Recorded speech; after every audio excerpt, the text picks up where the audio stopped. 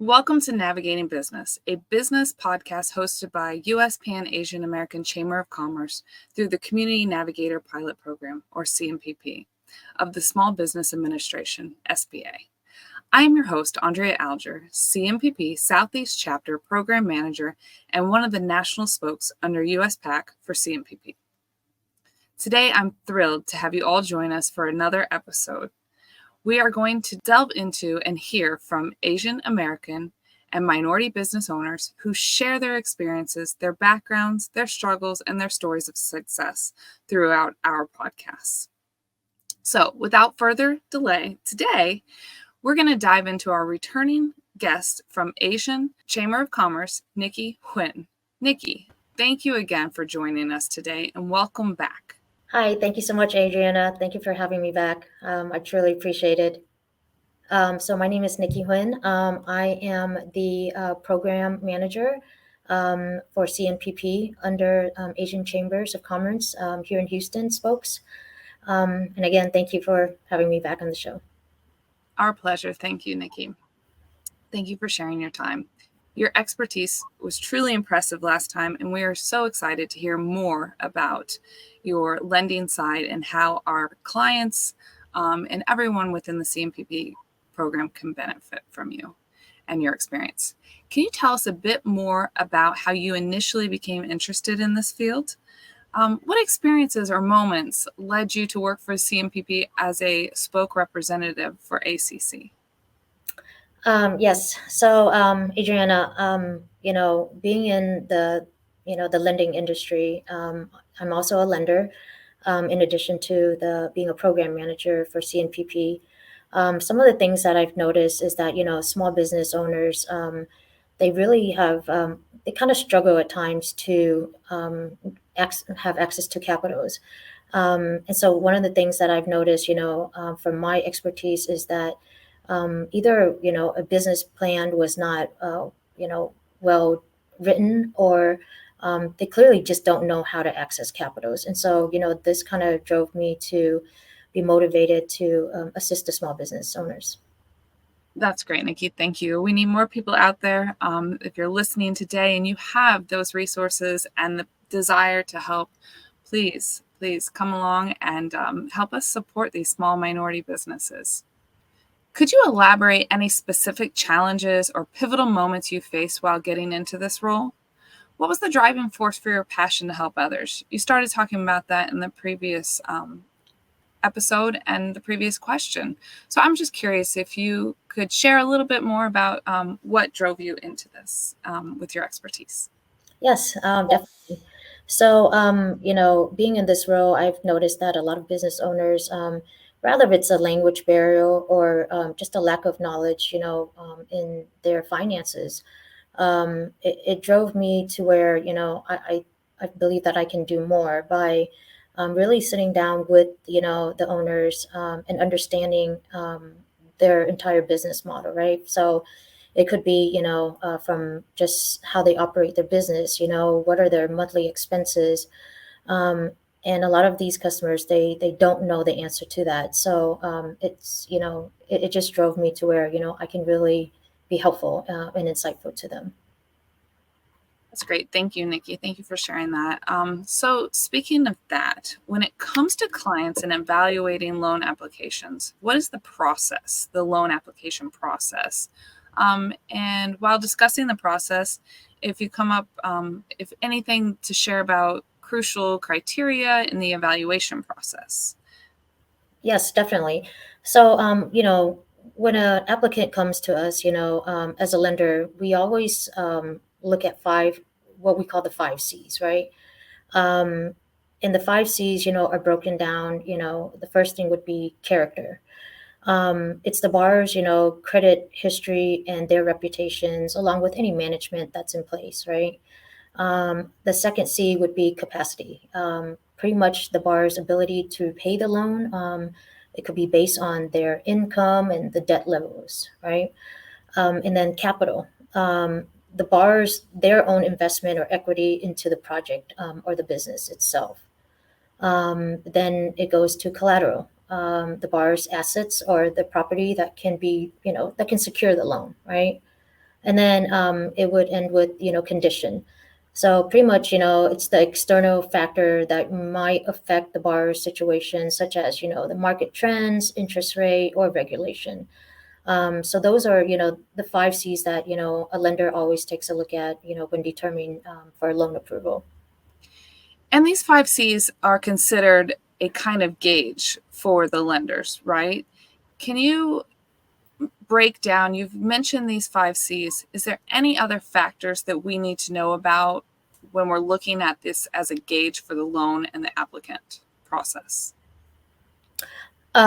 Yes. So, Adriana, I think, one of the biggest factors is, if when a borrower is, prepared, um, we look at the overall, of the five C's. So there's not one that really stands out, among the others. If any of these five C's are in place, that's something that we can definitely, move forward with. Thank you for that clarification on the five C's, Nikki. In your experience, what other resources can small businesses use to strengthen their applications and their chances of approval? Yes, so I would really recommend that, as, a bar, you can always, look into other resources such as, from SCORE, the SBDCs, or, the woman-owned. These are all under the SBA umbrella where there are resources to help them out, from business planning to projections, assumptions, pretty much putting everything into the scope where they can kind of understand their business models as well.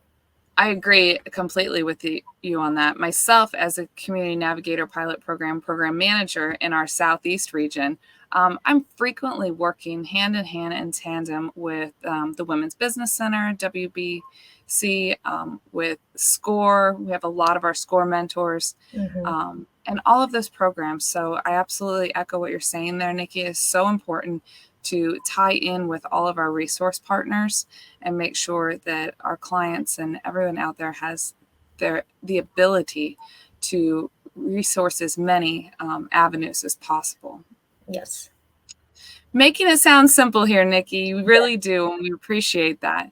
It surely can't be as simple as we're making it sound. I know there's always, it can be an uphill battle at times, depending on your five C's or the availability of resources. So I'm just wondering, are there some common mistakes that small business owners make when seeking loans? Using this more as a cautionary tale or lessons that you've learned from your experience so our listeners can maybe try to avoid some of those pitfalls. Yes. So, I mean, I'll give you an example. I had a bar came to me, and yeah, their business was, they're in the construction business. What they needed originally was working capital, but they came to me not knowing the fact that I have to have everything in place in terms of the applications, the financials. So, they're like, okay, well, you know what? This is my credit score. I need money, right? It's beyond that because we have to look at everything as the whole entire project and a package itself. It's not because, you have a business and, you have a good credit score that we can just hand out money, right? Because with these type of things, I mean, every lender's going to want to know, the repayment ability and just the history behind the business itself, from a financial perspective to pretty much what type of equity they've been putting into it. Do they have any collateral? So that's why I say it's really important that they do reach out to just some of the local resources, and they can guide them there, and get them prepared and ready to get a loan with the lenders. Great advice. So, as we start wrapping up today's episode, are there any final pieces of advice that you would like to bring up to our aspiring entrepreneurs out there listening today, or our established business owners who are always trying to learn and improve about seeking finance for growth or expansion?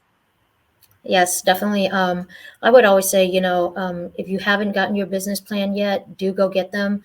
And even, if you have an established business, always revisit your business plan because things change as they go. So you want to kind of know where your business is heading in the next, year, 5 years or 10 years. it's always good to reevaluate them and make changes, as you grow or as you expand. Yeah. And more great advice. Thank you. I know it hasn't been too long since our last discussion, but Nikki, I'd like to say that we appreciate you joining us again today, all in the same time. If you could once again share how business owners that would like to get a hold of you can get in touch with you. Yes. So I can be reached at NHUYNH at asianchambers-hou.org, or you can contact me at 346-242-2244. Great. Thank you, Nikki.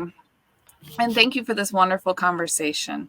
It's a great opportunity to listen to a seasoned expert learning how to navigate around business requirements, especially for communities with lack of access to many of these resources that we've talked about today. Thank you to our audience, too, for also tuning in to us and our faithful listeners. Please come back and join us again. Again, thank you to the Community Navigator Pilot Program. This podcast has been brought to you by U.S. Pan Asian American Chamber of Commerce through the CMPP and supported by the Small Business Administration. Nikki, as always, thank you so much. Thank you to our audience, and please tune in next time to our upcoming podcasts. Thank you.